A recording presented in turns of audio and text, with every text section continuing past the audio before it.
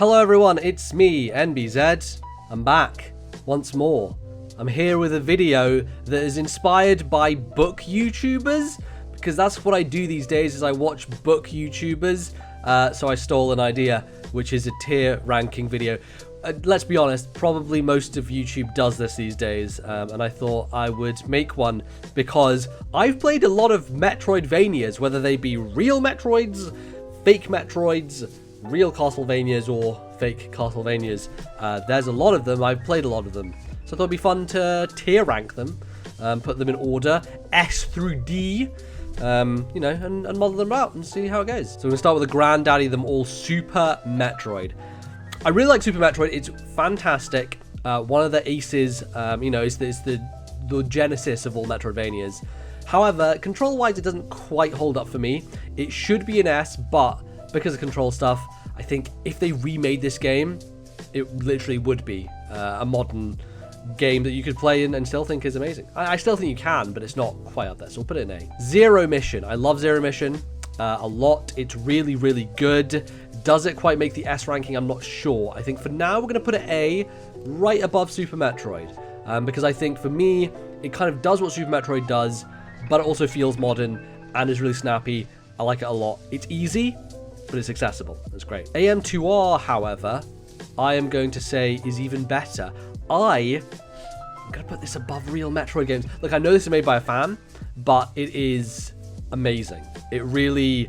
it takes everything you want. It's like if Nintendo put out a GBA game today, this is what it would be like, and it is incredible. In fact, it is probably better than this one, which is Nintendo's own Metroid 2 remake, which I really do like it. I mean, I did. The thing is, right, I beat it in 48 hours. Actually, within 48 hours, I not only beat it, I 100%ed the entire thing.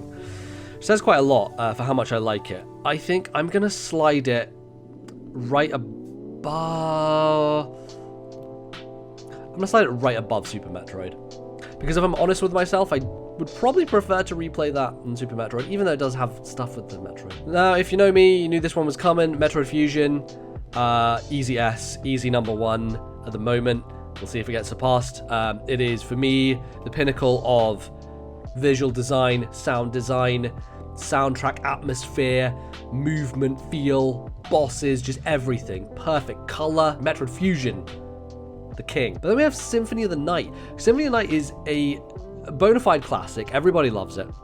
It's high up on people's lists. And I would say I like it more than Super Metroid.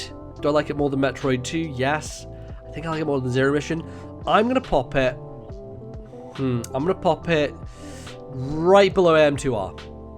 Because I think AM2R is still so good from a design standpoint. So is Castlevania, but they're really close. I think AM2R gets it for a more modern feel. Circle of the Moon. So this is the first GBA Castlevania game. I like it. I have problems with it. You got to double tap to run, which sucks. You definitely have a bit more of a defined castle that is cool. It has a bit of difficulty spike. I'm going to pop it in B for now. It'll probably be low B. But I do like Circle of the Moon quite a bit. I, however, enjoy Harmony of Dissonance a lot more, so I'm going to pop that above it. Harmony of Dissonance kind of goes in the other direction, like it's super bright and colourful, but it's also just full of fun things to kill. I like it. Aria of Sorrow, I think this one makes it to A. Aria of Sorrow is really good, really good. I would say it's not quite above Zero Mission for me. I do like Zero Mission more, but it is better, I'd say, than Metroid Samus Returns and Super Metroid. Aria of Sorrow. Dawn of Sorrow could have been so high, except it has stupid touchscreen stuff that is annoying and really brings it down in my estimation. I do think it's really good, though. I think it's better than Harmony of Dissonance, but I don't think it crests A. It's high B, and it's a good B. It's a high B. Portrait of Ruin, however, probably my favorite of the GBA Castlevania games. I still don't think it touches Zero Mission. It's higher than Aria of Sorrow for me, but I really like Portrait of Ruin. It's got two playable characters that do weird stuff together. It's a really fun time and has like the Mario 64 thing where you're jumping into paintings, you're going to different places. Has a good end game, really hard final boss, but very satisfying. It's one of the rare Castlevania games where I've done the true ending, which if I don't do that, it probably says quite a lot, but if I do that, it says even more. So the fact that I did the true ending in Portrait of Ruin says quite a bit. Now here is where everyone's going to be mad at me. Now calm down. calm down. I know everybody loves Order of Ecclesia. I'm putting it in D. I really don't like Order of Ecclesia. Few things. It is all broken up, so there's no singular like environment to explore. You go to all these different towns and places. They're all really linear and like left to right. You have to like enter and exit them. There's loads of grindy side quests where you're picking up nonsense to give to people in town I really don't care about. Like, it doesn't feel like a Castlevania to me. However, Shinoa, great character. I really like the art design. Probably the best sprite work going on in a Castlevania handheld game. Gorgeous stuff, and some really cool stuff with the, is it glyph system? I can't remember. That stuff was pretty cool in terms of weapons you could use, but the rest is just structurally, Order of Ecclesia doesn't do it for me. But we're back, baby, with Bloodstained, Ritual of the Night, and this game's really good. This is definite S tier for me. Probably rolling above Symphony of the Night, actually. I like it more. Is it higher than AM2R? I think it's close. It's close going between these two. I'm going to put it below for now. It's really fucking good, though. Bloodstained Ritual of the Night is amazing. Guacamelee, an excellent game. One of the first like indie Metroidvanias that I really got into. It's definitely above all of these. Is it higher than Zero Mission, though? Does it eclipse Zero Mission? Probably not quite. I really love what Guacamelee does. Zero Mission is just sublime, though. That game is great. And then Guacamelee 2, which I would say like not as memorable for me. It's still amazing, so I'm gonna put it in the same area maybe as Guacamelee 1, because they're both kind of the same game in a lot of ways. I think I put Guacamelee 2 above it. There we go. There's Guacamelee 2. There's Guacamelee 1. 2 definitely in the same ballpark, not quite as high on my list as the first game. You know what? I feel like I like this game more. I'm gonna actually pop Guacamelee 2 down lower.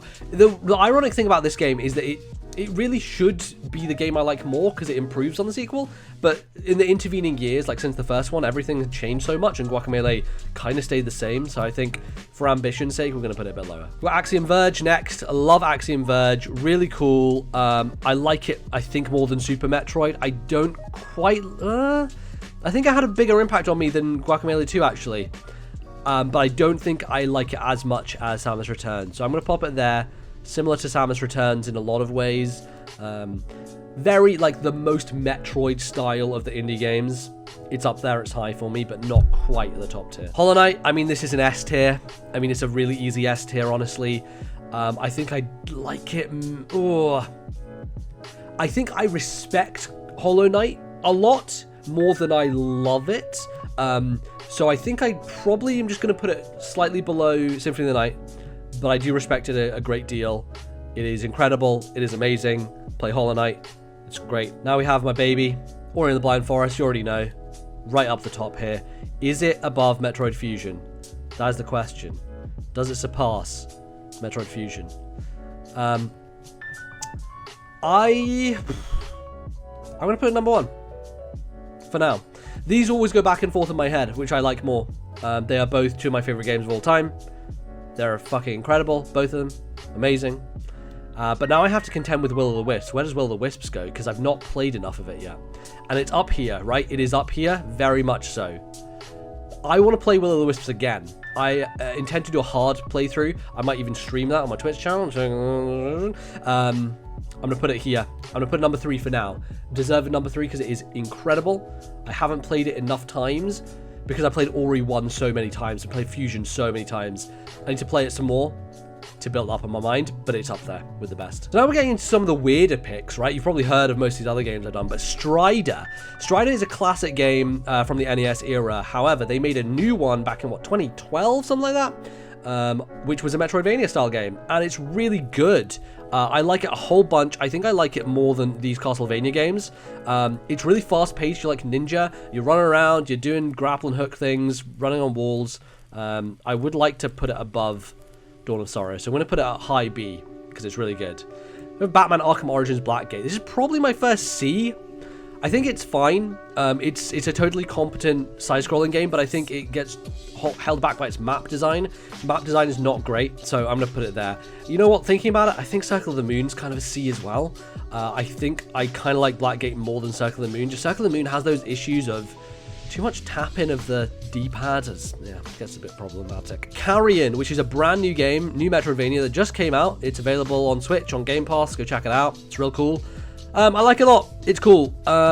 Probably like middle of B for me. Maybe lower than Harmony of Dissonance at the moment. It's really good. Yeah, nothing special about it, but it's solid. Dust and Elysian Tale is a hard one because I do like this game quite a lot. However, it suffers from the problem of having a final boss that I never beat because it was too stupidly hard, and that annoys me more than a lot of stuff. So I'm gonna pop it top of C because the rest of the game is really good. Beautiful hand-drawn art style. Voice acting's a little, but it's great. It's worth checking out, and it was made by one guy, which kind of unbelievable for how polished that game is. It's pretty amazing. Fluidity. This is a fun one from the Wii era. It's a WiiWare game, and Fluidity is good. I never finished it again. It's one of those games I bought and then didn't get around to the end of, so maybe that speaks a lot for it. But it's got, basically the idea is you're playing as water, but then you can change to ice, you can change to gas, and you can like change your form to get through different areas. Really neat idea. There was a sequel that came out on 3DS called Fluidity Spin Cycle, I think. The European name is Hydro Venture for whatever reason. But like, I don't know, I just haven't played it for a while. I'll just put it bottom of C for now, because I can't think of anything else. Gato Roboto came out last year, I believe. Really cool little Metroidvania where a little cat running around. I like it a whole bunch. It's simple, it's fun, it does what it needs to, it gets out of there in a quick playtime. Let's put it middle of B. Right below Strider. I think Strider for me has better kind of game feel, so I'm going to go with that over it, but I like it a lot. Probably better than these others.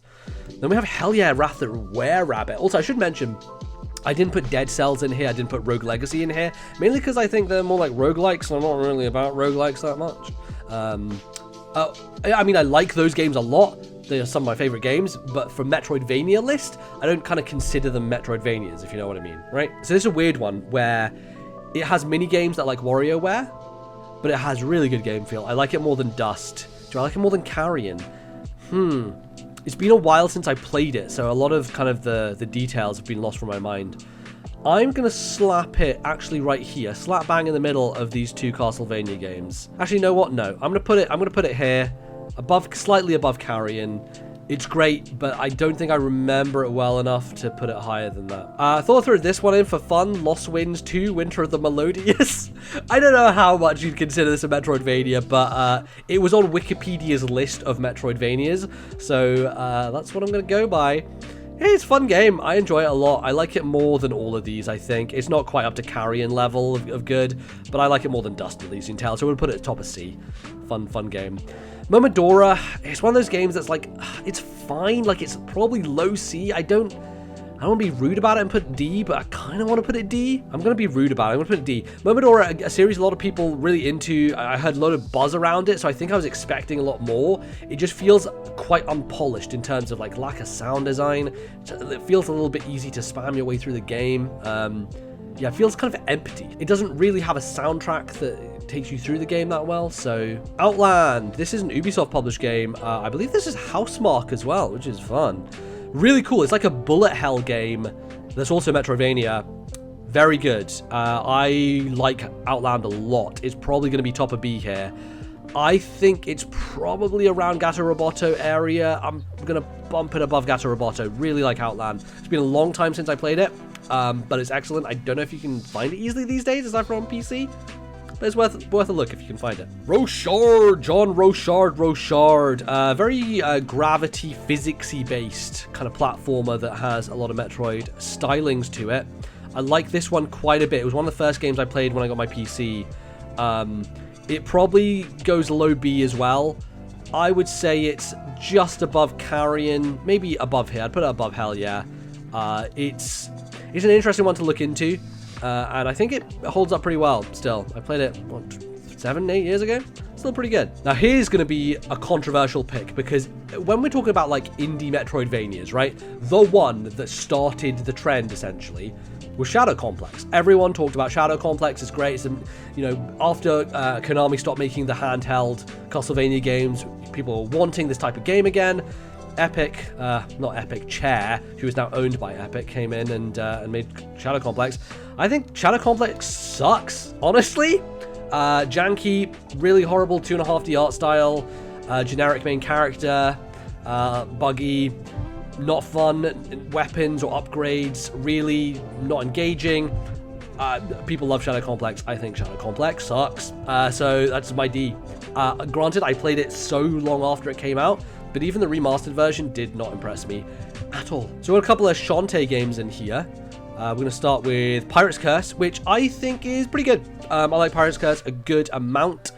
I don't love it. I like it. I think it sits like top of C, just slightly below Lost Winds. And then we have Seven Sirens, which I just didn't really like that much.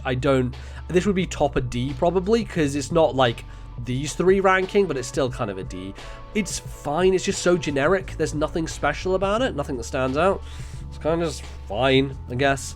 And then we have Spider-Man Shattered Dimensions on DS. There are a couple of these on DS that are actually pretty decent Metroidvania games. Like, they're not terrible. I'm going to pop it below Circle of the Moon because it's not up to that standard. I did finish it, so I'm going to put it higher than Fluidity, but it's good. I went back to it recently and realized that it runs at 15 frames per second, basically. So I wondered how I stomached it back then, but I've changed a lot, obviously, since I played this game. Steam World Dig 2. I could have put the first one on here. I think the second game is much more of a Metroidvania. And this game is good, solid, fun. I enjoy it a great deal. It's not my top rankings of Metroidvanias. I'm going to put it above Dawn of Sorrow. I'll put it above Gato Roboto, actually. I think it's probably a better game than Gato Roboto overall. And it's really well made. Just brilliantly animated, lovely to look at, a lot of fun. I like SteamWorld Dig 2 quite a bit. Now, here's a weird one with The Messenger, because it's technically a Metroidvania, but like I would say the Metroidvania part of The Messenger is the worst part of The Messenger. I liked it as a NES-style platformer way more in its first half. So if we're ranking Metroidvanias, it's kind of going to go down here, probably. I mean, I might do it above Fluidity. I mean, because I respect The Messenger enough not to put it in D, but it's not as a Metroidvania. Like, if we're doing just the game as a whole, it's probably higher up. This is more of a B, but the Metroidvania stuff, it does not land at all.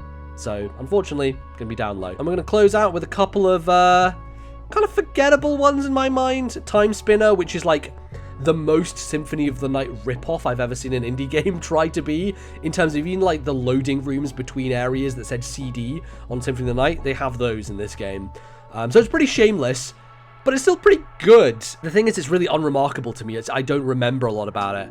I think I like it probably more, though, than Shantae, just mechanics-wise. So I'm going to put it above that. Top of C. It's okay. I'm going to close things out with Yoku's Island Express. Bali just talked about it on this week's podcast, which is coming up. I don't like it at all, really. It's fine.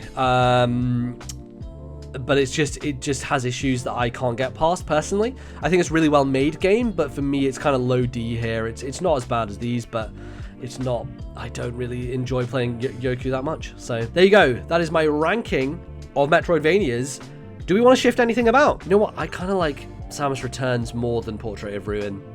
I do actually. So I'm going to bring Samus Returns up. It's one of those games that the more I think about it and how like I just devoured it in such a short period of time, I really do like it. So I'm just going to get a bump. So thanks for watching, everybody. And I will be back with a video, I guess, at some point in the future. I'll see you next time.